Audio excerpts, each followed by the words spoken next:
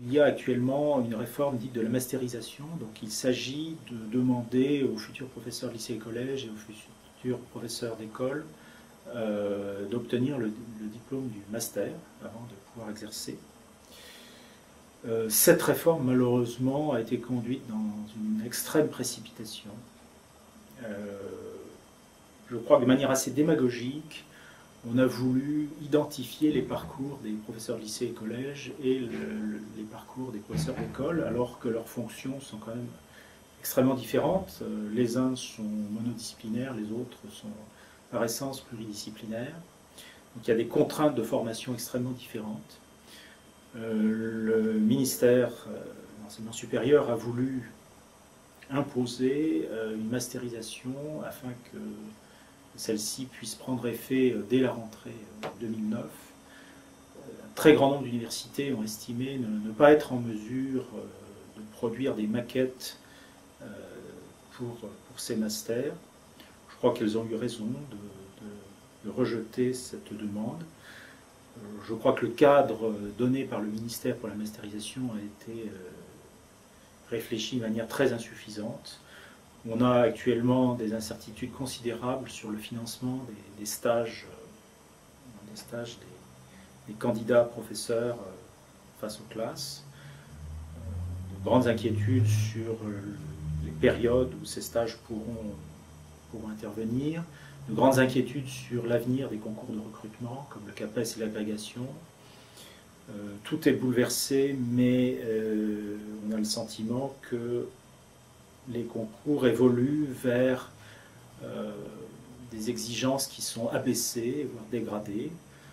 Par exemple, des exigences disciplinaires moins poussées et une espèce de pseudo-connaissance du système éducatif, où on va demander en réalité aux gens de réciter par cœur le bréviaire du bon fonctionnaire de l'éducation nationale, je le crains.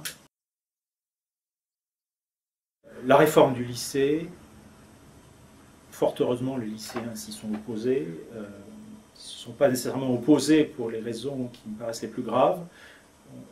Évidemment, il y a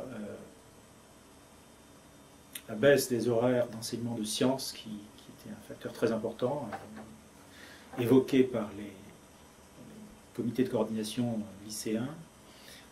Ça paraît évidemment un moment extrêmement important. Mais la réforme voulait également créer un tronc commun d'enseignement pour tous les élèves, au mépris du fait que les élèves peuvent avoir des souhaits professionnels, des souhaits de formation différents.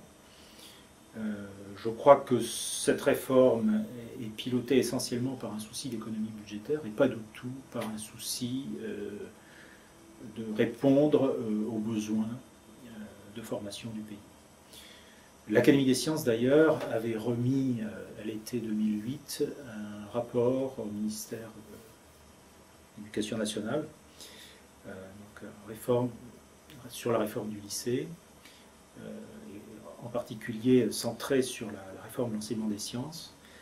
Ce rapport recommandait explicitement un retour à des séries du lycée, clairement différenciées, et recommandait même qu'on en revienne à une seconde différenciée sciences-lettres, et ensuite, à partir de la première, à une diversification des filières, sous la forme de séries plutôt mathématiques-physique, séries mathématiques-biologie, physique, séries plus technologiques, etc.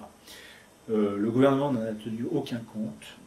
Le gouvernement semble avoir pour stratégie de faire semblant d'écouter des commissions, des experts qu'il consulte ici et là, et en réalité, il n'en fait qu'à sa tête ensuite.